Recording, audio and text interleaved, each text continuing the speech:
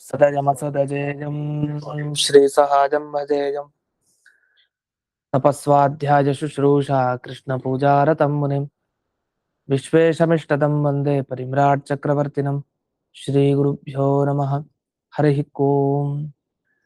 श्रियः पत्ये नित्या गणितगुणमाणिक्यविशदप्रभाजालोल्लासोपहत सकलावत्युतमसे जगज्जन्मस्थेमप्रलयरचनाशीलवपुषे नमो शेषान्नाजस्मृतिहृदयदीप्ताय हरजे येन प्रादुर्भाविभूमिबलदेवस्तारिगो सन्ततिः प्राबोधिश्रुतिपङ्कजं करुणया प्रकाशितत्वं परं ध्वान्तं ध्वंसमनादिसाधुनिकरश्चाकारि सन्मार्गगः तेनं व्यासदिवाकरेण सततं मात्याजि मे मानसं व्याप्तिर्यस्य निजे निजेन महसा पक्षे सपक्षे स्थितिः व्यावृत्तिश्च विपक्षतोऽथ विशदे सक्तिर्न वै बाधिते नैवास्ति प्रतिपक्षयुक्तिरतुलं शुद्धं प्रमाणं समे भूयात् तत्त्वविनिर्णयाय भगवान् आनन्दतीर्थो मुनिः भवते तनुभावात् तेडमूकोऽपि वाग्मे जडमतिरपि जन्तुर्जायते प्राज्ञमौलिः सकलवचनचेतो देवता भारती सा मम वचसि निधत्तां सन्निधिं मानसे च रमानिवासोचितवासभूमिः सन्न्यासरत्नावलिजन्मभूमिः वैराग्यभाग्यो मम पद्मनाभतीर्थामृताब्धिर्भवताद्विभूत्यै पदवाक्यप्रमाणज्ञान् प्रतिवादिमदच्छितः श्रीमदक्षोभ्यतीर्थाख्यानुपतिष्ठे गुरून् मम श्रीमदानन्दतीर्थादि सन्मनःसरसि भुवि अनुव्याख्याननलिने चञ्चरे कतिमे मनः न शब्दाब्धौ गाढाः न च निगमचर्चासु चतुराः न च न्याये प्रौढाः न च विदितवेद्यापि वयं परं श्रीमत्पूर्णप्रमतिगुरुकारुण्यसरणिं प्रपन्नामान्याः स्मः किमपि च वदन्तोऽपि महताम् ॐ नारायणं निखिलपूर्णगुणैकदेहं निर्दोषमाप्यतममप्यखिलैः सुवाक्यैः अस्योद्भवादिदमशेषविशेषतोऽपि वन्द्यं सदा प्रियतमं मम सन्नमामि कुपिता हि पणच्छाया समीकृत्य परं सुखं सेवन्ते यत्पदं धीरास्तं भजे वल्लभं श्रियः।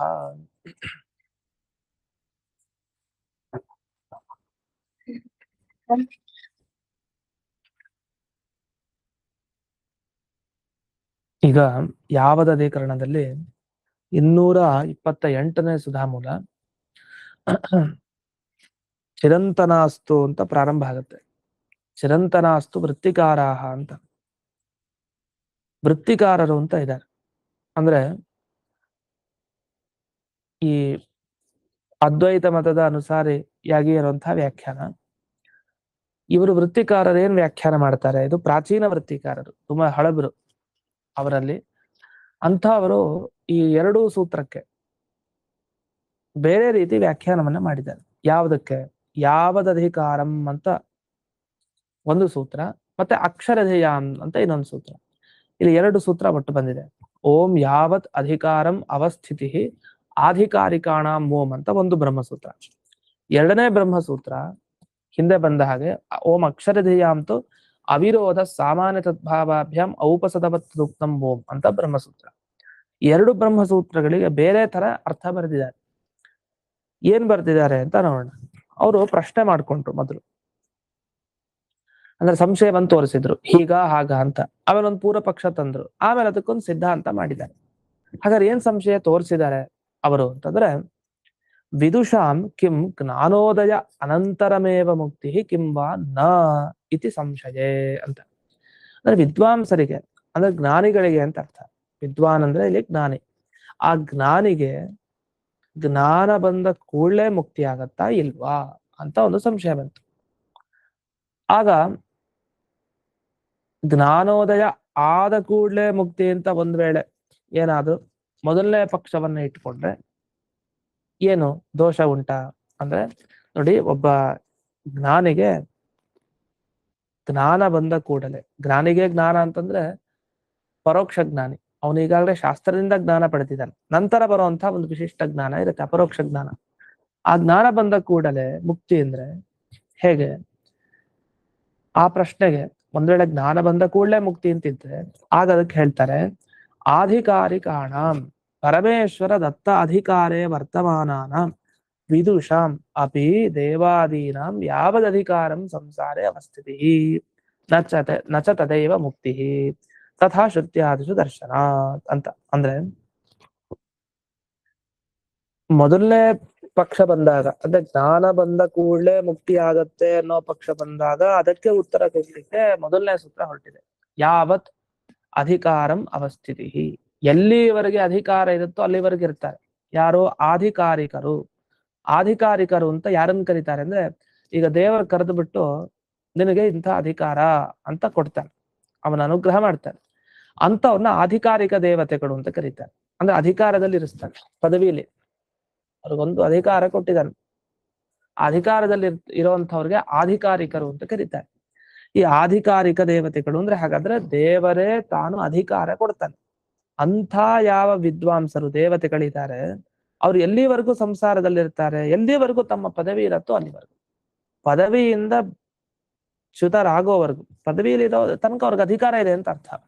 ಅಲ್ಲಿವರೆಗೂ ಸಂಸಾರದಲ್ಲಿ ಸ್ಥಿತಿ ಅವ್ರು ಇರ್ತಾರೆ. ಅವ್ರು ವಿದುಷ ಜ್ಞಾನಿ ಆಗಿದ್ರು ಅಲ್ಲಿವರೆಗೂ ಅವರು ಸಂಸಾರದಲ್ಲೇ ಇರ್ತಾರೆ. ಆಗ್ಲೇ ಅವರು ಮುಕ್ತಿ ಆಗಲ್ಲ. ಯಾಕಂದ್ರೆ ವೇದಗಳಲ್ಲಿ ಹಾಗಿದೆ. ಹಾಗಾದ್ರೆ ಏನಾಯ್ತು? ವೇದದಲ್ಲಿ ಹಾಗಿದೆ, ಮತ್ತೆ ಸ್ಮೃತಿಯಲ್ಲಿ ಹಾಗಿದೆ. ಹಾಗಾಗಿ ಜ್ಞಾನ ಬಂದ ಕೂಡಲೇ ಮುಕ್ತಿ ಇಲ್ಲ, ಅಧಿಕಾರದಲ್ಲಿ ಇರೋವರೆಗೂ ಸಂಸಾರದಲ್ಲಿ ಇರ್ತಾರೆ ಅಂತ ನೀವ್ ಹೇಳೋದಿದ್ರೆ, ನಮ್ಮ ಪ್ರಶ್ನೆ ಹೀಗೆ, ಏನು? ಸತ್ಯಾಮಪಿ ಸಾಧನ ಸಂಪತ್ತು, ಸರಿ ನೀವ್ ಹೇಳಿದಾಗೆ ಅಧಿಕಾರದಲ್ಲಿ ಸಂಸಾರದಲ್ಲಿ ಇರ್ತಾರೆ, ಹೋಯ್ತು. ಈಗ ಸಾಧನ ಸಂಪತ್ತೆಲ್ಲ ಪಡ್ತಿದ್ದಾನೆ, ಏನೇನ್ ಸಾಧನೆ ಮಾಡ್ಬೇಕೋ ಇದನ್ನೆಲ್ಲ ಮಾಡಿದ್ದಾನೆ, ಅವನ ಕೈಲೆಲ್ಲ ಸಾಧನಗಳಿದೆ. ಇಂಥವನಿಗೆ ಮೋಕ್ಷ ಆಗ್ಲಿಲ್ಲ ನಿಮ್ ಪ್ರಕಾರ. ಅವನಿಗೆ ಜ್ಞಾನ ಬಂದ ಕೂಡ, ಜ್ಞಾನನೂ ಒಂದು ಸಾಧನನೇ, ಅದನ್ನು ಪಡ್ಕೊಂಡಿದ್ದಾನೆ, ಅವನು ಮೋಕ್ಷ ಆಯ್ತಾ? ಇಲ್ಲ. ಎರಡನೇ ಪಕ್ಷದಲ್ಲಿ ಮೋಕ್ಷ ಆಗಿಲ್ಲ ಅವನಿಗೆ. ಯಾವತ್ತೂ ಮೋಕ್ಷ ಆಗ್ಬಾರ್ದು. ಹಾಗಾದ್ರೆ ಅಂತ ಪ್ರಶ್ನೆ ಬಂದ್ರೆ, ಇಲ್ಲ ಅದನ್ನು ಪರಿಹಾರ ಮಾಡ್ಲಿಕ್ಕೆ ಎರಡನೇ ಸೂತ್ರ ಹೊರಡ್ತು. ಜ್ಞಾನ ಬಂದ ಕೂಡಲೇನೆ ಮುಕ್ತಿನ? ಹಾಗೂ ಇಲ್ಲ. ಹಾಗಂತ ಜ್ಞಾನ ಬಂದ ಕೂಡಲೇ ಮುಕ್ತಿ ಆಗ್ಲಿಲ್ಲ ಅಂತ ಆದ್ರೆ ಜ್ಞಾನವನ್ನು ಪಡೆದಾದ್ರೂ ಏನ್ ಪ್ರಯೋಜನ? ಮುಂದೆ ಯಾವತ್ ಮೋಕ್ಷ ಸಿಗತ್ತೆ? ಹಾಗೂ ಇಲ್ಲ. ಯಾಕೆಂದ್ರೆ ಬ್ರಹ್ಮಜ್ಞಾನಿಗಳಿಗೆ ಮೋಕ್ಷ ಇಲ್ಲ ಅಂತಂದ್ ಕೂಡ ಏನ್ ವಿರೋಧ ಏನ್ ಬರಲ್ಲ. ಯಾಕೆಂದ್ರೆ ವ್ಯತ್ಯಾಸ ಇದೆ. ಸಾಮಾನ್ಯ ತದ್ಭಾವಾಭ್ಯಾಮ್ ಅಂದ್ರೆ ಸಾಮಾನ್ಯ ವಿಶೇಷ, ಒಂದು ಸಾಮಾನ್ಯ ಧರ್ಮ, ಒಂದು ವಿಶೇಷ ಧರ್ಮ. ಅಂದ್ರೆ ಸಾಮಾನ್ಯವಾಗಿ ಒಂದು ವಿಷಯ ಹೇಳೋದು, ವಿಶೇಷವಾಗಿ ಒಂದು ವಿಷಯ ಹೇಳೋದು. ಉದಾಹರಣೆಗೆ ಇಲ್ಲಿ ಇರೋರೆಲ್ಲ ಒಳ್ಳೆಯವರು, ಇವನೊಬ್ಬನ್ ಬಿಟ್ಟು, ಅಂದ್ರೆ ಇವರಲ್ಲಿ ಇರೋರೆಲ್ಲ, ಇಲ್ಲಿ ಇರೋರೆಲ್ಲಾ ಒಳ್ಳೆಯವರು, ಎಲ್ಲಾ ಒಳ್ಳೆಯವರು ಅಂದ್ರೆ ಎಲ್ಲ ಅನ್ನೋದ್ರಿಂದ ಎಲ್ಲರೂ ಬಂದ್ಬಿಡ್ತಾರಲ್ಲ, ಇವನೊಬ್ಬನನ್ ಬಿಟ್ಟು ಅಂತ ಹೇಳಿ. ಸಾಮಾನ್ಯ ಅಂದ್ರೆ ಎಲ್ಲ, ವಿಶೇಷ ಅಂದ್ರೆ ಇವನೊಬ್ಬನ್ ಬಿಟ್ಟು ಅಂತ ಹೇಳ್ತೀವಲ್ಲ, ಆ ತರ ಇಲ್ಲಿ ಸಾಮಾನ್ಯ ತದ್ಭಾವಾಭ್ಯಾಮ್ ಅಂದ್ರೆ ಎರಡು, ಸಾಮಾನ್ಯ ವಿಶೇಷ ಭಾವ. ಅದ್ರ ಬಗ್ಗೆ ವಿವರಿಸ್ತಾರೆ. ಏನ್ ಅರ್ಥ ಇದಕ್ಕೆ? ಯದ್ಯಪಿ ಒಂದು ಪ್ರಶ್ನೆನೂ ಇದೆ ಇಲ್ಲಿ.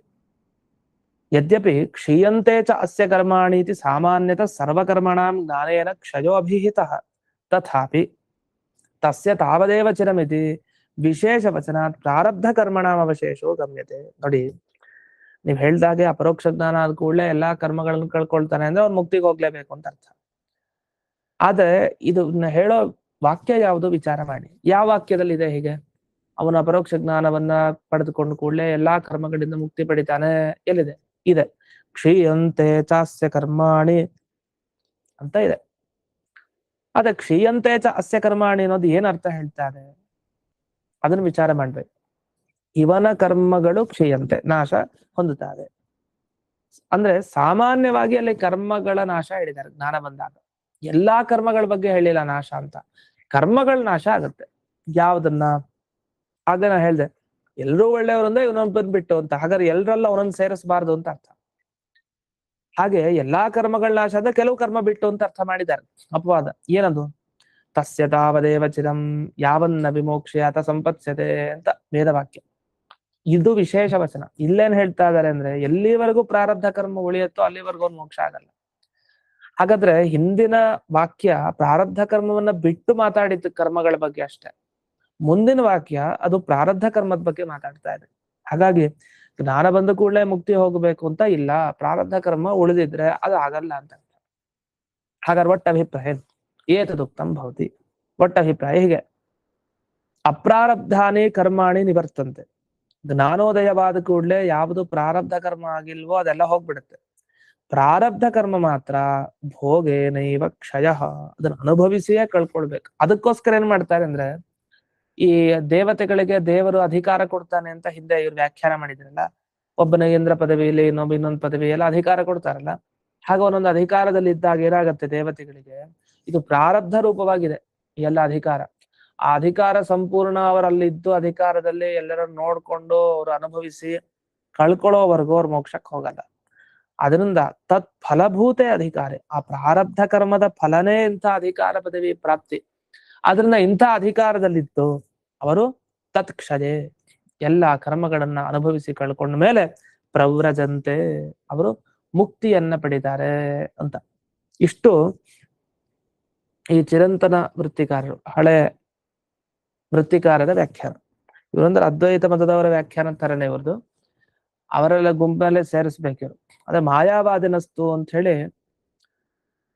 ಮಾಯಾವಾದಿಗಳು ಹೇಗೆ ಹೇಳ್ತಾರೆ ಅಂತ ಇದೊಂದು ವ್ಯಾಖ್ಯಾನ ಮಾಡ್ತಾರೆ. ಅಂದ್ರೆ ಮಾಯಾವಾದಿಗಳಿಗಿಂತ ಹಿಂದಿನವ್ರು ಇವರು ಚಿರಂತ ವೃತ್ತಿಕಾರರು. ಅಂದ್ರೆ ಅವರನ್ನ ಇಟ್ಕೊಂಡು ಇವರು ಸ್ವಲ್ಪ ಬೇರೆ ತರನೇ ವ್ಯಾಖ್ಯಾನ ಮಾಡ್ತಾರೆ. ಮಾಯಾವಾದಿಗಳು ಹೆಚ್ಚು ಕಡಿಮೆ ಒಂದೇ ತರನೇ ಇರ್ತಾರೆ ವ್ಯಾಖ್ಯಾನಗಳು, ಕೆಲವು ಕಡೆ ವ್ಯತ್ಯಾಸಗಳು ಇದೆ. ಹಾಗಾದ್ರೆ ಮಾಯಾವಾದಿಗಳ ಅದ್ವೈತಿಗಳ ವ್ಯಾಖ್ಯಾನ ಹೇಗೆ ಅನ್ನೋದನ್ನು ಮುಂದುವರ್ಣಿಸ್ತಾರೆ. ನಚ ಸಂಸಾರಿ ದೇವಾನಾಂ ಕಾಲೇ ಯತ್ತಾಪರೇ ಇಮೇ ಅಂತ ಹೇಳ್ತಾ ಹೋಗ್ತಾರೆ. ಇಲ್ಲಿ ಕೆಲವು ವ್ಯಾಖ್ಯಾನ ವಿಷಯ ಇದೆ, ಅದನ್ನ ನೋಡಿ ಮುಂದಕ್ಕೆ ಹೋಗೋಣ ಮಾಯಾವಾದಿಗಳ ಮತಕ್ಕೆ. ಈಗ ಸಾಮಾನ್ಯ ತದ್ಭಾವಾಭ್ಯಾಮ್ ಅಂತ ಬಂತು. ಇದಕ್ಕೆ ಏನ್ ಅರ್ಥ ಇಲ್ಲಿ ಇವರ ವ್ಯಾಖ್ಯಾನದ ಸಂದರ್ಭದಲ್ಲಿ ಅಂದಾಗ, ಇಲ್ಲಿ ಗುರುವರ್ಥ ದೀಪಿಕಾ ಟಿಪ್ಪಣಿಯಲ್ಲಿ ವ್ಯಾಖ್ಯಾನ ಮಾಡಿದ್ದಾರೆ. ಸಾಮಾನ್ಯಂ ಅಂದ್ರೆ ನಿರ್ದೋಷತ್ವೇನ ಸಾಮ್ಯಂ ಅಂತ ಅರ್ಥ. ಇದು ನಿಜವಾಗಿ ಅರ್ಥ ಹೇಳ್ಬೇಕಾಗಿತ್ತು, ಅವ್ರಿಗೆ ಅರ್ಥವನ್ನು ಹೇಳಲಿಲ್ಲ. ಅವ್ರಿಗೆ ಹೇಳಲಿಲ್ಲ ಆದ್ರಿಂದಲೇ ಎಡ್ವರ್ಟ್ ಮಾಡ್ಕೊಂಡು ಅದಕ್ಕೋಸ್ಕರನೇ ಈ ವ್ಯಾಖ್ಯಾನವನ್ನು ಹೇಳಿ ಸರಿ ಇಲ್ಲ ಅಂತ ತೋರಿಸ್ತಾ ಇದೀವಿ. ಇದು ಹಿಂದೆನೂ ಬಂದಿದೆ ವಿಷಯ. ಸಾಮಾನ್ಯಂ ಅಂದ್ರೆ ನಿರ್ದೋಷತ್ವೇನ, ಸಾಮಾನ್ಯ ಅಂದ್ರೆ ಸಮಾನವಾಗಿರೋದು, ದೋಷ ಇಲ್ಲದೆ ಇರೋ ರೀತಿಯಲ್ಲಿ ಸಮಾನವಾಗಿರೋದು. ಯಾರು ಉತ್ತಮರು ಅಧಮರು, ದೊಡ್ಡವರು ಚಿಕ್ಕವರು, ಇಬ್ಬರಲ್ಲೂ ದೋಷ ಇರಲ್ಲ ಮುಕ್ತಿಯಲ್ಲಿ. ಅಂದ್ಮೇಲೆ ಒಬ್ಬರ ಬಗ್ಗೆ ಇನ್ನೊಬ್ಬರಿಗೆ ದ್ವೇಷ ಅನ್ನೋದು ಬರ್ಲಿಕ್ಕೆ ಸಾಧ್ಯ ಇಲ್ಲ ಅಂತ ಅರ್ಥ. ಇಲ್ಲ ಯಾದುಪತ್ಯ ಟಿಪ್ಪಣಿಯಲ್ಲಿ ಇದನ್ನ ವಿವರಿಸ್ತಾ ಹೋಗ್ತಾರೆ. ಪ್ರಥಮ ಸೂತ್ರಸ್ಯೇವ ಅಯಂ ಸಮಸ್ತೋ ಅರ್ಥ ಇತಿ ವರ್ಣಯಂತಹ ಅಕ್ಷರಧೇಯಾಮಿತ್ಯೇತತ್ ಅಧಿಕರಣಾಂತರಂ ವ್ಯಾಚಕ್ಷತೆ ಅಂತ. ಅಂದ್ರೆ ಅದ್ವೈತಿಗಳ ವ್ಯಾಖ್ಯಾನವನ್ನು ಇವರು ಉಲ್ಲೇಖ ಮಾಡಿ, ಈಗ ಇವರು ಚಿರಂತನ ವೃತ್ತಿಕಾರರೇನಿದ್ದಾರೆ ಇವರೇನ್ ಮಾಡಿದ್ರು, ಹಳಬ್ರು ಈ ಎರಡು ಅಂದ್ರೆ ಮೊದಲನೇ ಸೂತ್ರ ಎರಡನೇ ಸೂತ್ರ ಎರಡಕ್ಕೂ ಸೇರಿಸಿ ಒಂದ್ ಅರ್ಥ ಹೇಳಿದ್ರು.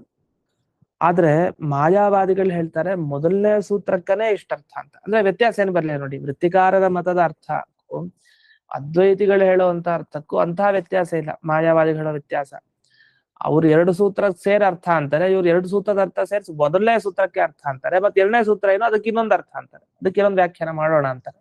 ಇಷ್ಟು ಅದರ ಬಗ್ಗೆ ಇಲ್ಲಿ ಯಾದುಪತ್ಯ ಟಿಪ್ಪಣಿಯಲ್ಲಿ ವಿವರಿಸ್ತಾ ಹೋಗ್ತಾರೆ. ಏವಂ ಅಪಾಂತರತಮ ಪ್ರಭೃತಯೋಪಿ ಈಶ್ವರಾಃ ಪರಮೇಶ್ವರೇಣ ತೇಷು ಅಧಿಕಾರೇಷು ನಿಯುಕ್ತಾಃ ಸಂತಃ ಸತ್ಯಪಿ ಸಮ್ಯಕ್ ದರ್ಶನೆ ಕೈವಲ್ಯ ಹೇತೌ ಅಕ್ಷೀಣ ಕರ್ಮಾಣೋ ಯಾವದಧಿಕಾರಂ ಅವತಿಷ್ಠಂತೆ ತದವಸಾನೇ ಚ ಅಪವ್ರಜ್ಯಂತೆ ಅಂತ. ಇದರ ಅಭಿಪ್ರಾಯ ಇಷ್ಟು. ಈಗ ಅಪಾಂತರತಮ ಅಂತ ಒಬ್ಬ ಋಷಿ ಹೆಸರು, ಹಿಂದೆನೂ ನೋಡಿದ್ವಿ. ಅಪಾಂತರತಮ ಅಂದ್ರೆ ಯಾರು? ಅವ್ರ ಪ್ರಕಾರ ವೇದವ್ಯಾಸರು. ಅಪಾಂತರತಮ ಅನ್ನೋ ಋಷಿಯೇ ವೇದವ್ಯಾಸರಾಗಿ ಅವತಾರ ಮಾಡ್ತಾರೆ ಅಂತ ಕೆಲವರು. ಆದ್ರೆ ಅದು ತಪ್ಪು ಅಂತ ಅನೇಕ ರೀತಿ ಪ್ರಮಾಣಗಳನ್ನು ಕೊಟ್ಟು ಸಮರ್ಥನೆ ಮಾಡಿದ್ದಾರೆ. ಸಾಕ್ಷಾತ್ ದೇವರು ವೇದವ್ಯಾಸರಂದ್ರೆ ಅವರನ್ನು ಹೋಗೊಬ್ಬ ಸಾಮಾನ್ಯ ಋಷಿಗೆ ಹೋಲಿಸಿದ್ರೆ ಅಪಾಂತರತಮ ಅಂತ ಒಬ್ಬ ಋಷಿ ಹೆಸರು. ಆ ಋಷಿನೇ ವೇದವ್ಯಾಸರಾಗಿ ಬರ್ತಾರೆ ಅಂತ ಇದೆ. ಕೆಲವು ಬೇರೆಯವ್ರು ಒಪ್ಪೋದು ಅದು ತಪ್ಪು ಅಂತ. ಅದ್ರ ಖಂಡನೆ ಅನೇಕ ಕಡೆ ಬಂದಿದೆ, ಇಲ್ಲೂ ಹಿಂದಕ್ಕೆ ಬಂದಿತ್ತು. ಅಪಾಂತರತಮ ಅಂತ ಅನೇಕ ಈಶ್ವರಾಹ, ಇವರು ಈಶ್ವರರೇ ಅಂತಾರೆ. ಇವರು ಈಶ್ವರರಂತೆ, ಪರಮೇಶ್ವರ ಇವ್ರಿಗೆ ಒಂದು ಅಧಿಕಾರ ಕೊಡ್ತಾರಂತೆ. ಆ ಅಧಿಕಾರ ಕೊಟ್ಟಾಗ ಇವ್ರು ಅಲ್ಲಿ ನಡ್ಕೊಂಡಿರ್ತಾರಂತೆ. ಯಾವ ಅಧಿಕಾರ ತಮಗ್ ಸಿಕ್ತೋ ಅಲ್ಲ ಅದನ್ನ ನೋಡ್ಕೊಂಡಿರ್ತಾರೆ. ನನಗೆ ಈ ದೇವರ ಅಧಿಕಾರ ಕೊಟ್ಟ, ನನಗ್ ಪರಮೇಶ್ವರಿ ಅಧಿಕಾರ ಕೊಟ್ಟ, ನಾನು ಇದನ್ನ ನಿರ್ವಹಿಸ್ಬೇಕು ಅಷ್ಟೇ, ಇದು ಮಾಡ್ತಾ ಇರ್ತಾರೆ. ಇವ್ರಿಗೆ ಅಪರೋಕ್ಷ ಜ್ಞಾನ ಆಯ್ತಾ? ಸಮ್ಯಕ್ ದರ್ಶನ ಆಯ್ತು. ವೇದಾಂತ ಜನಿತ ವೃತ್ತಿ ಜ್ಞಾನ ಅದು ಆಯ್ತು. ವೇದಾಂತ ಓದಿದ್ರು, ಆಮೇಲೆ ಜ್ಞಾನನೂ ಸರಿಯಾಗಿ ಬಂತು. ಆದ್ರೆ ಕರ್ಮ ಇನ್ನೂ ಕಳೆದಿಲ್ಲ. ಮೋಕ್ಷಕ್ಕೆ ಕಾರಣ ಕರ್ಮ ಕಳಿಯೋದು. ಕೈವಲ್ಯ ಅಂದ್ರೆ ಮೋಕ್ಷ. ಮೋಕ್ಷಕ್ಕೆ ಕಾರಣ ಅಕ್ಷೀಣ ಕರ್ಮತ್ವ, ಕರ್ಮಗಳನ್ನ ಕಳ್ಕೊಳ್ಳೋದು. ಎಲ್ಲಿವರೆಗೆ ಕರ್ಮಗಳನ್ನು ಕಳ್ಕೊಳ್ಳಲ್ಲ ಅಲ್ಲಿವರೆಗೂ ಅಧಿಕಾರದಲ್ಲಿ ಇರ್ತಾರೆ. ಅದು ಮುಗಿದ ಕೂಡಲೇ ಅವಸಾನೆ ಅದನ್ನು ಮುಗಿದ್ರೆ ಅಪವ್ರಜ್ಯತೆ ಮೋಕ್ಷಕ್ಕೆ ಹೋಗ್ತಾರೆ, ಇಷ್ಟಿದೆ. ಆದ್ರೆ ವೇದ ವಾಕ್ಯದಲ್ಲಿ ಬಂದ್ಬಿಡ್ತು ಏನಂತ, ತಸ್ಯ ತಾವದೇವ ಚಿರಂ, ಹಾಗಿಲ್ಲ. ಪೂರ್ಣ ಅವನು ಕರ್ಮವನ್ನ ಅನುಭವಿಸಿಯೇ ಕಳ್ಕೊಬೇಕು. ಪ್ರಾರಬ್ಧ ಕರ್ಮ ಇದ್ದದ್ರಿಂದ ಅನುಭವಿಸದೇ ಇದ್ರೆ ಅವನು ಮೋಕ್ಷಕ್ಕೆ ಹೋಗ್ಲಿಕ್ಕೆ ಆಗಲ್ಲ. ಆಗ ಹೇಳ್ತಾರೆ ಏನಂತಂದ್ರೆ, ಈ ರೀತಿ ಆಶಂಕೆ ಮಾಡ್ಬೇಕಾಗಿತ್ತು, ಈ ರೀತಿ ಆಶಂಕೆ ಅಲ್ಲ ಅಂತ. ಏನ್ ಯಾವ ರೀತಿ ಶಂಕೆ? ಪ್ರಶ್ನೆ ಮಾಡೋದಿದ್ರು ಈ ಕ್ರಮದಲ್ಲಿ ಮಾಡ್ಬೇಕಾಗಿತ್ತು, ಈ ಕ್ರಮದಲ್ಲಿ ಅಲ್ಲ ಅಂತ ಒಂದು ಮಾತು ಬರುತ್ತೆ. ಅದೇನು ಒಂದು ನೋಡ್. ಯದಿ ಉಪಯುಕ್ತೆ ಸಖತ್ ಪ್ರವೃತ್ತೆ ಕರ್ಮಣಿ ಕರ್ಮಾಂತರಂ ದೇಹಾಂತರಾರಂಭ ಕಾರಣಂ ಆವಿರ್ಭವೇತ್ ತತಃ ಅನ್ಯದಪಿ ಅದಗ್ಧ ಬೀಜಂ ಕರ್ಮಾಂತರಂ ತದ್ವದೇವ ಪ್ರಸಜ್ಯೇತೇತಿ. ಅಂದ್ರೆ ಬ್ರಹ್ಮವಿದ್ಯಾಯ ಪಾಕ್ಷಿಕಾಂ ಮೋಕ್ಷ ಹೇತುತ್ವಂ ಅಹೇತುತ್ವಂ ವಾ ಸ್ಯಾತ್. ಅಂದ್ರೆ ಈಗ ಬ್ರಹ್ಮವಿದ್ಯೆ ಏನಿದೆ, ಈ ಬ್ರಹ್ಮವಿದ್ಯೆ ಒಬ್ಬನಿಗೆ ಮೋಕ್ಷಕ್ಕೆ ಕಾರಣ ಆಗುತ್ತೆ, ಮತ್ತೊಬ್ಬನಿಗೆ ಒಂದು ರೀತಿಯಲ್ಲಿ ನೋಡಿದ್ರೆ ಮೋಕ್ಷಕ್ಕೆ ಕಾರಣ ಆಗಲ್ಲ ಅಂತ ಹೇಳ್ತಾರೆ. ಯಾಕೆ ಹೀಗೆ ಹೇಳ್ತಾ ಇದಾರೆ ಅಂದ್ರೆ, ಈಗ ಒಂದು ಕರ್ಮ ಮಾಡ್ಲಿಕ್ಕೆ ಒಬ್ಬ ಹೊರಟ, ಅಷ್ಟೊತ್ತಾಗಿ ಇನ್ನೊಂದು ಕರ್ಮ ಹುಟ್ಟಿತು ಅಂತ ಇಟ್ಕೊಳ್ಳಿ. ಆ ಕರ್ಮ ಏನಕ್ಕೆ ಕಾರಣ ಆಗತ್ತೆ? ಇನ್ನೊಂದು ದೇಹ ಸಿಗ್ಲಿಕ್ಕೆ ಕಾರಣ ಆಗತ್ತೆ. ಹಾಗಾದ್ರೆ ನೀವು ಮಾಡಿದ ಮೊದಲನೇ ಕರ್ಮದಿಂದ ಇನ್ನೊಂದು ಕರ್ಮ ಹುಟ್ಟಿತು ಅಂದ್ರೆ ನಿಮ್ ದೇಹ ಇನ್ನೊಂದು ಬರ್ಲಿಕ್ಕಿದೆ ನಿಮ್ಗೆ ಅಂತ ಅರ್ಥ. ಅದಕ್ಕೆ ನೀವೇನ್ ಹೇಳ್ಬೇಕು? ಅದಗ್ಧ ಬೀಜಂ ಕರ್ಮಾಂತರಂ. ಅಷ್ಟೇ ಅಲ್ಲ, ಆ ಕರ್ಮದಿಂದಲೂ ಮುಂದೆ ಅದಗ್ಧ ಬೀಜಂ ಕರ್ಮಾಂತರಂ ಅಂದ್ರೆ ಸುಟ್ಟು ಹೋಗದೆ ಇರೋ ಬೀಜ ಇದು ಹೊಂದಿರುವಂತಹ ಇದು ಕರ್ಮ. ಅಂದ್ರೆ ಈಗ ಬೀಜದಿಂದ ಅಂಕುರ, ಅಂಕುರದಿಂದ ಆಮೇಲೆ ಮರ ಎಲ್ಲ ಆಗ್ತಾ ಹೋಗುತ್ತೆ. ಬೀಜ ಸುಟ್ಟು ಹೋಗಿದೆ, ದಗ್ಧ ಆಗೋಗಿದೆ ಅಂದ್ರೆ ಅದು ಮುಗೀತು, ಸರಿ ಇಲ್ಲ ಅಂತ ಆಯ್ತು. ಆದ್ರಿಂದ ಅಂಕುರನೂ ಇಲ್ಲ, ವೃಕ್ಷೋತ್ಪತ್ತಿನೂ ಇಲ್ಲ, ವೃಕ್ಷನೂ ಹುಟ್ಟಲ್ಲ. ಆದ್ರೆ ಯಾವಾಗ ಅದಗ್ಧ ಬೀಜ ಚೆನ್ನಾಗಿದೆ ಬೀಜ, ನಂತರ ಅಂಕುರ, ಅದು ಸಮೀಚೀನವಾದ ಸಾಧುವಾದ ಬೀಜ ಅಂದ್ಮೇಲೆ ಅದರಿಂದ ಅಂಕುರ, ಅದರಿಂದ ವೃಕ್ಷ, ಹೀಗೆ ಒಂದೊಂದೊಂದು ಉಂಟಾಗ್ತಾ ಹೋಗುತ್ತೆ. ಹಾಗಾದ್ರೆ ಏನಾಯ್ತು? ಬ್ರಹ್ಮವಿದ್ಯೆ ಒಂದ್ ರೀತಿ ಮೋಕ್ಷಕ್ಕೆ ಕಾರಣ ಆಗ್ಲಿಲ್ಲ. ಹಾಗೆ ಬ್ರಹ್ಮವಿದ್ಯೆಯನ್ನು ಸಂಪಾದನೆ ಮಾಡಿದ್ರು ನೀವು ಒಂದು ಕರ್ಮದಲ್ಲಿ ತೊಡಗಿದಾಗ ಇನ್ನೊಂದು ಕರ್ಮ ಹುಟ್ಟಿತು ಅಂತ ಆದ್ರೆ ಅದು ಇನ್ನೊಂದು ದೇಹಕ್ಕೆ ಕಾರಣ ಅಂತ ಆದ್ಮೇಲೆ ಬ್ರಹ್ಮವಿದ್ಯೆ ಮೋಕ್ಷಕ್ಕೆ ಕಾರಣ ಆಗುತ್ತೆ? ಆಗೋದೇ ಇಲ್ಲ ಅಂತ ಒಂದು ಪ್ರಶ್ನೆ. ಅದಕ್ಕೆ ಏನಂದ್ರೆ, ಇಲ್ಲ ಜ್ಞಾನಾತ್ ಕರ್ಮ ಬೀಜದ ಹಸ್ಯ ಶ್ರುತಿ ಸ್ಮೃತಿ ಪ್ರಸಿದ್ಧತ್ವ. ಇದು ಮೊದಲನೇ ಸೂತ್ರಕ್ಕೆ ವ್ಯಾಖ್ಯಾನ ಮಾಡೋ ಸಮಯದಲ್ಲೇ ಅದಕ್ಕೆ ಪರಿಹಾರನು ಬಂದಿದೆ. ಆ ಪರಿಹಾರವನ್ನು ಹೇಳಿದ್ದಾರೆ. ಏನಂತ ಅಂದ್ರೆ ಅವ್ರ ವ್ಯಾಖ್ಯಾನದನ್ನೇ ಬಿಡಿಸ್ತಾ ಇದ್ದಾರೆ. ಜ್ಞಾನ ಬಂದಾಗ ಕರ್ಮಕ್ಕೆ ಏನ್ ಕಾರಣನೋ ಅದೆಲ್ಲ ಸುಟ್ಟು ಹೋಗಿದೆ. ಜ್ಞಾನಾಗ್ನಿ ಸರ್ವಕರ್ಮಾಣಿ ಭಸ್ಮಸಾತ್ ಕುರುತೆ ಅರ್ಜುನ. ಇದೆಲ್ಲ ಶ್ರುತಿ ಸ್ಮೃತಿ ಪ್ರಸಿದ್ಧ ಅಂತ ಹೇಳಿ ಮೊದಲನೇ ಸೂತ್ರಕ್ಕೆ ಪ್ರಶ್ನೆ ವಿವರಣೆ ಮಾಡುವಾಗ ಪ್ರಶ್ನೆ ಬಂದಾಗ ಉತ್ತರನೂ ಕೊಟ್ಟಾಗಿದೆ. ಆದ್ರಿಂದ ಬೇರೆದನ್ನೇ ಹೇಳ್ಬೇಕಿಲ್ಲಿ. ಅಂದ್ರೆ ಮೊದಲನೇ ಸೂತ್ರದ ಅರ್ಥ ಅಂತ ಹೇಳಿ ಆದ್ಮೇಲೆ ಎರಡನೇ ಸೂತ್ರಕ್ಕೆ ಬೇರೆ ಅರ್ಥವನ್ನ ತಿಳಿಸ್ಬೇಕು. ವಸ್ತುತಃ ಅದನ್ನ ಇಲ್ಲಿ ತೋರಿಸ್ಲಿಲ್ಲ ಅಂತ ಹೇಳ್ತಾರೆ. ಯಾಕೆಂದ್ರೆ ಎರಡನೇ ಸೂತ್ರದ ಅರ್ಥ ಏನಿದೆಯಲ್ಲ, ಅರ್ಥ ಇಟ್ಕೊಂಡು ನಮ್ಗೇನು ಪ್ರಕೃತಕ್ಕೇನು ಉಪಯೋಗ ಇಲ್ಲ. ನಾವೀಗ ಇನ್ನೊಬ್ರು ಮತದ ಅರ್ಥವನ್ನ ಹೇಳ್ಬೇಕು. ನಿಜ, ಯಾವ್ದನ್ನ ಖಂಡನೆ ಮಾಡ್ಬೇಕೋ ಅದನ್ನ ಹೇಳ್ಬೇಕು. ಸುಮ್ನೆ ಹೇಳ್ತಾ ಕೂತ್ರೆ ಏನು ಉಪಯೋಗ? ಅದು ಖಂಡನೆಗಾರು ಉಪಯೋಗಿ ಆಗಿರ್ಬೇಕು. ಚೆನ್ನಾಗಿ ತಿಳ್ಕೊಂಡ್ರೆ ಮುಂದ್ ಖಂಡನೆ ಮಾಡ್ಬೋದು ಇದನ್ನ ಅಂದ್ರೆ ತಿಳ್ಕೊಬೇಕು. ಇಲ್ಲಾಂದ್ರೆ ಸುಮ್ನೆ ಯಾಕೆ ತಿಳ್ಕೊಳ್ಬೇಕು? ಅದಕ್ಕೆ ತಚ್ಚ ಪ್ರಕೃತ ಅನುಪಯೋಗ ಅದನ್ನ ಪ್ರದರ್ಶಿತ ಮೊದಲು ಅಷ್ಟು ಉಪಯೋಗ ಇಲ್ಲ ಈಗ, ಅದರಿಂದ ನಾನು ತೋರಿಸ್ಲಿಲ್ಲ ಅಂತ ಹೇಳ್ತಾರೆ. ಅಷ್ಟೇ ಅಲ್ಲ, ಇವ್ರು ಯಾದುಪತ್ಯಲ್ಲಿ ಬರೀತಾರೆ, ನಾವು ಗ್ರಂಥ ಜಾಸ್ತಿ ಆಗ್ಬಿಡತ್ತೆ, ಗೌರವ ತುಂಬಾ ಜಾಸ್ತಿ ಆಗ್ಬಿಡತ್ತೆ ಅಂತ ಆ ಭಯದಿಂದ ಬರೀಲಿಲ್ಲ ನಾವು ಇಲ್ಲಿ ಅಂತ ಹೇಳ್ತಾರೆ ವ್ಯಾಖ್ಯಾನದಲ್ಲಿ. ಅಸ್ಮಾಭಿರಪಿ ಗ್ರಂಥ ಗೌರವ ಭಯಾತ್ ನ ಲಿಖಿತಂ, ಬರೀಲಿಲ್ಲ ಅಂತನು. ಶ್ಲೇಷವಾಕ್ಯಾರ್ಥ ಚಂದ್ರಿಕಾ ಟಿಪ್ಪಣಿಗೆ ಹೋಗೋಣ. ಅವರು ವಿಶೇಷವಾಗಿ ಈ ಬೇರೆ ಟಿಪ್ಪಣಿಕಾರರು ಏನು ಬಿಡಿಸಿರ್ತಾರೆ ಅದರ ಬಗ್ಗೆ ಇನ್ನೂ ನೋಡಿ ಅದರ ವಿಮರ್ಶೆ ಮಾಡಿ ತಾವು ಇನ್ನೂ ವಿಸ್ತಾರವಾಗಿ ಒಂದು ವಿಷಯವನ್ನ ಅರ್ಥೈಸೋ ಹಾಗೆ ವ್ಯಾಖ್ಯಾನವನ್ನ ಮಾಡ್ತಾರೆ. ಆ ಶೈಲಿಯನ್ನ ಗಮನಿಸ್ಬೋದು. ಹೇಗೆ? ಚಿರಂತನ ವೃತ್ತಿಕಾರಾಣ ಪಕ್ಷೆ. ಈ ಎರಡು ಸೂತ್ರಗಳ ಅರ್ಥ ಏನು? ನಿರ್ಗುಣ ವಿದ್ಯೆ ನೋಡಿ, ಹೀಗೆ ಶುರು ಮಾಡ್ಬೇಕು. ವಸ್ತುತ ಅದ್ವೈತ ಗ್ರಂಥದ ವ್ಯಾಖ್ಯಾನ ಇದೆ, ನಾವು ಓದ್ತಾ ಇರೋದು ಈಗ ಅದ್ವೈತ ಗ್ರಂಥದ ವ್ಯಾಖ್ಯಾನ. ಮತ್ತೆ ಚಿರಂತನ ವೃತ್ತಿಕಾರರು ಅಂದ್ರೆ ಅವರ ಹಿಂದಿನವರು, ಅವ್ರು ಯಾವ ರೀತಿ ತತ್ವ ಫಾಲೋ ಮಾಡ್ತಾ ಇದ್ರು, ಅವರ ವ್ಯಾಖ್ಯಾನ ಏನು ಈ ಸೂತ್ರಕ್ಕೆ ಅಂತ ಇವ್ರ ವ್ಯಾಖ್ಯಾನ ಬರೆದಾರೆ. ಇದನ್ನು ಓದಿದ್ರೆ ಅದ್ವೈತ ಗ್ರಂಥದ ಅಧ್ಯಯನವನ್ನು ಮಾಡ್ದಾಗೆ ಲೆಕ್ಕ. ಅವ್ರ ಖಂಡನೆ ಮಾಡ್ತಾ ಇದ್ದಾರೆ ಅಂದ್ಮೇಲೆ, ಮತ್ತೆ ಚಿರಂತನ ವೃತ್ತಿಕಾರರ ಖಂಡನೆ ಮಾಡ್ತಾ ಇದ್ದಾರೆ ಅಂದ್ಮೇಲೆ ಅವರ ಸಿದ್ಧಾಂತ ಏನು ಅನ್ನೋದನ್ನು ತಿಳ್ಕೊಳ್ಬೇಕಲ್ಲ. ಜಯತೀರ್ಥರು ಎಷ್ಟು ಬೇಕೋ ಅಷ್ಟು ಹೇಳಿರ್ತಾರೆ. ಅದು ನಮ್ಮ ವಿಶಾಲವಾದ ಜ್ಞಾನಕ್ಕೆ ಇನ್ನೊಂದು ಸ್ವಲ್ಪ ತಿಳ್ಕೊಳ್ಬೇಕು. ಅದರಲ್ಲಿ ಸಂಶಯ ಹೀಗ್ ಬಂದಿತ್ತಂತೆ, ಈ ಚಿರಂತನ ವೃತ್ತಿಕಾರದಲ್ಲಿ ಮೊದಲನೇ ಸೂತ್ರಕ್ಕೆ ಬಿಡಿಸ್ಬೇಕಾದ್ರೆ ಏನಂತ, ಈ ನಿರ್ಗುಣ ವಿದ್ಯೆ ಇದೆಯಲ್ಲ, ನಿರ್ಗುಣ ನಿರಾಕಾರ ವಿದ್ಯೆ, ಬ್ರಹ್ಮನ ವಿದ್ಯೆ, ಅದು ಮೋಕ್ಷಕ್ಕೆ ಕಾರಣ ಆಗತ್ತಾ ಇಲ್ವಾ ಅಂತ ಒಂದು ಸಂಶಯ ಅಂತೆ. ಇಲ್ಲ, ಮೋಕ್ಷ ಕಾರಣ ಆಗಲ್ಲ ಅಂತ ಹೇಳಿದ್ದಾರೆ. ಯಾಕೆ ಆಗಲ್ಲ ಅಂತ ಹೇಳಿದ್ದಾರೆ ಅಂತಂದ್ರೆ, ಈಗ ನಿರ್ಗುಣ ವಿದ್ಯೆಯನ್ನು ಪಡೆದವರೆಲ್ಲ ಮೋಕ್ಷಕ್ಕೆ ಹೋಗಿದಾರ? ಹೋಗಿಲ್ಲ ಅಂತಾರೆ. ಯಾಕೆ ಅಂತ ಈಗ ನೋಡಿ, ವೇದ ವಾಕ್ಯವನ್ನ ತಿರುವು ಹಾಕಿ, ಸ್ಮೃತಿ ವಾಕ್ಯಗಳನ್ನ ಗಮನಿಸಿ, ಇತಿಹಾಸ, ಪುರಾಣ ಎಲ್ಲಾ ಕಡೆ ನೋಡಿ, ಅಲ್ಲಿ ಅಪಾಂತರತಮ ಅನ್ನೋ ಹೆಸರಿನ ಯಾವ್ಯಾವ ಹೆಸರಿನ ಋಷಿ, ಇನ್ನು ಬೇರೆ ಬೇರೆ ಋಷಿಗಳು ಏನೇನಿದ್ದಾರೆ, ಅವರೆಲ್ಲ ತಮ್ಮ ದೇಹ ಪರಿಗ್ರಹ ತ್ಯಾಗ, ದೇಹ ಸ್ವೀಕಾರ ಮಾಡ್ತಾರೆ, ದೇಹವನ್ನ ಬಿಡ್ತಾರೆ. ಇದನ್ನ ನಾವು ಅವ್ರ ಬಗ್ಗೆ ಕೇಳಿದೀವಿ. ಇದೆಲ್ಲ ಯಾವಾಗ ಸಾಧ್ಯ? ಇವ್ರು ಮೋಕ್ಷಕ್ಕೆ ಹೋದಾಗ ಇದು ಸಾಧ್ಯ ಅಲ್ಲ. ಜ್ಞಾನಿಗಳು ಸಂಸಾರದಲ್ಲಿದ್ದಾಗಲೇ ಸಾಧ್ಯ. ಯಾಕೆಂದ್ರೆ ಮುಕ್ತಿ ಅಂದ್ರೆ ಅಪುನರಾವೃತ್ತಿ ಅಂತ ಅದಕ್ಕೆ ಕರೀತಾರೆ. ಒಮ್ಮೆ ಹೋದವನು ಮತ್ತೆ ವಾಪಸ್ ಬರೋ ಹಾಗಿಲ್ಲ, ಪುನಃ ಆವೃತ್ತಿ ಇಲ್ಲ, ಮತ್ತೆ ಈ ಸಂಸಾರಕ್ಕೆ ಬರೋದು ಅಂತಿಲ್ಲ ಅನ್ನೋದನ್ನೇ ಅಪುನರಾವೃತ್ತಿ ಅಂತ ಹೇಳ್ತಾರೆ. ಬ್ರಹ್ಮಸೂತ್ರದಲ್ಲೂ ಬರುತ್ತೆ. ಅಂದ್ರೆ ಅಪುನರಾವೃತ್ತಿ ಲಕ್ಷಣ ಮುಕ್ತಿ ಅಂತ. ಮತ್ತೆ ಹೋಗೋದಲ್ಲ, ಒಂದ್ಸಲಿ ಇಲ್ಲಿ ಬಂದಿದೀವಿ ಸಂಸಾರಕ್ಕೆ, ಇಲ್ಲೇ ಇರ್ತೀವಿ, ಒಂದ್ಸಲಿ ಸಂಸಾರದಲ್ಲಿ ಹೋದ್ವಾ ಮೋಕ್ಷಕ್ಕೆ, ಮತ್ತೆ ವಾಪಸ್ ಬರೋದಿಲ್ಲ. ಅಪುನರಾವೃತ್ತಿ ಲಕ್ಷಣ ಮುಕ್ತಿ ಏನಿದೆಯಲ್ಲ, ಇದು ಸಿಕ್ಕಿದ ವ್ಯಕ್ತಿ, ಇದನ್ನ ಪಡ್ಕೊಂಡ ವ್ಯಕ್ತಿ ಏನಿದ್ದಾನೆ, ಅವನಿಗೆ ದೇಹತ್ಯಾಗ, ದೇಹ ಸ್ವೀಕಾರ ಸರಿಯಾಗಲ್ಲ. ಒಬ್ಬ ಜ್ಞಾನಿ ಅವನು ಮೋಕ್ಷಕ್ಕೆ ಹೋಗ್ಬಿಟ್ಟಿದ್ದಾನೆ, ಮುಕ್ತಿಗೆ ಹೋಗಿದ್ದಾನೆ ಅಂದ್ರೆ ಬೇಕಾದಾಗ ದೇಹ ಬಿಡೋದು, ಬೇಕಾದಾಗ ದೇಹ ತಗೊಳ್ಳೋದು, ಇದೆಲ್ಲ ಆಗಲ್ಲ. ಅಲ್ಲ, ಇದು ಪ್ರಾರಬ್ಧ ಕರ್ಮ ಇದ್ದಾಗ ಅವನು ತಗೊಳ್ಬಹುದಲ್ಲ, ಏನ್ ತಪ್ಪೇನಿದೆ? ಈಗ ಪ್ರಾರಬ್ಧ ಕರ್ಮ ಎಲ್ಲಿವರೆಗೆ ಇರುತ್ತೋ ಅಲ್ಲಿವರೆಗೆ ಅವನು ದೇಹವನ್ನ ತಗೊಳ್ತಾ ಇರ್ತಾನೆ. ಯಾವಾಗ ಪ್ರಾರಬ್ಧ ಕರ್ಮವನ್ನ ಕಳ್ಕೊಳ್ತಾನೆ, ಆವಾಗ ಅವನು ಯಾವುದೇ ದೇಹವನ್ನು ತಗೊಳ್ಲಿಕ್ಕೂ ಆಗಲ್ಲ, ಬಿಡ್ಲಿಕ್ಕೂ ಆಗಲ್ಲ ಅಂತ ಯಾಕೆ ಹೇಳ್ಬಾರ್ದು? ಅದನ್ನ ಬಿಡಿಸ್ತಾರೆ. ಶ್ರುತೇ ತಸ್ಯ ತಾವದೇವ ಚಿರಂ ಯಾವನ್ನ ವಿಮೋಕ್ಷೆ ಅಥ ಸಂಪತ್ಸ್ಯತೆ ಇತಿ ಶ್ರುತೇ ವಿದುಷಃ ದೇಹಪಾತ ಅವಧಿ ಪ್ರತೀಕ್ಷಾವತ್ ವಸಿಷ್ಠಾದೀನಾಮಪಿ ಪ್ರಾರಬ್ಧ ಕರ್ಮ ಫಲ ಉಪಭೋಗ ಪ್ರತೀಕ್ಷಾ ಸಂಭವತಿ. ಅಂದ್ರೆ ದೇಹ ಬೀಳೋವರೆಗೂ ಪ್ರತೀಕ್ಷೆ ಮಾಡಬಹುದು. ಅಂದ್ರೆ ಪ್ರಾರಬ್ಧ ಕರ್ಮ ಎಲ್ಲಿವರೆಗಿರುತ್ತೆ? ದೇಹಪಾತ ಆಗೋವರೆಗೆ. ದೇಹಪಾತ ಆಯ್ತು ಅಂದ್ರೆ ಅವ್ರು ಪ್ರಾರಬ್ಧ ಕರ್ಮ ಕಳ್ಕೊಂಡಿದ್ದಾರೆ ಅಂತ ಅರ್ಥ. ಹೀಗೆ ವಸಿಷ್ಠಾದ ಋಷಿಗಳಿಗೂ ಹಾಗೆ ಅನ್ಬೋದಲ್ಲ. ಈಗ ವಸಿಷ್ಠಾದ ಋಷಿಗಳು ಇದಾರೆ, ಇನ್ನು ಯಾಕೆ? ಅವ್ರಿಗಿನ್ನೂ ಪ್ರಾರಬ್ಧ ಕರ್ಮ ಫಲಭೋಗ ಆಗಿಲ್ಲ ಅಂತ ಅರ್ಥ. ಅದಿನ್ನೂ ಅದನ್ನ ಪ್ರತೀಕ್ಷೆ ಪಡ್ತಾ ಇದ್ದಾರೆ ಅಂತ ಅರ್ಥ. ಯಾಕೆಂದ್ರೆ ಆ ಕರ್ಮ ಇರೋದ್ರಿಂದಲೇ ವಸಿಷ್ಠಾದಿ ಋಷಿಗಳಿಗೆ ಅಲ್ಲಿ ಕರ್ಮ ಶರೀರ ಬರ್ತಾ ಇದೆ. ಇಲ್ಲ ಅಂದ್ರೆ ಇನ್ನೊಂದು ಶರೀರ ಯಾಕೆ ತಗೊಳ್ತಾರೆ? ಒಂದ್ ವೇಳೆ ಅವ್ರಿಗೂ ಮೋಕ್ಷ ಜ್ಞಾನ ಆದ ಕೂಡಲೇ ಸಿಕ್ಕಿದ್ರೆ ಅವರು ಇನ್ನೊಂದು ದೇಹವನ್ನು ಯಾಕೆ ತಗೊಳ್ತಾರೆ ವಸಿಷ್ಠಾದಿ ಋಷಿಗಳು?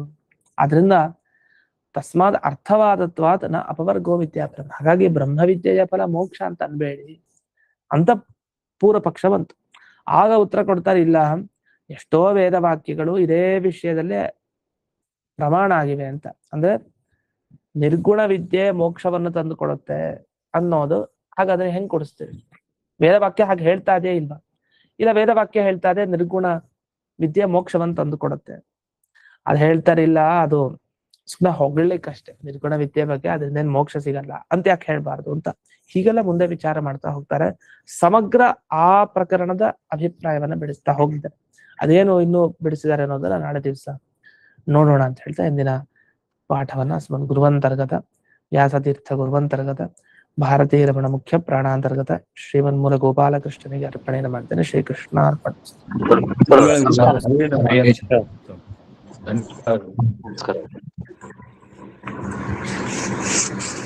ನಮಸ್ಕಾರ.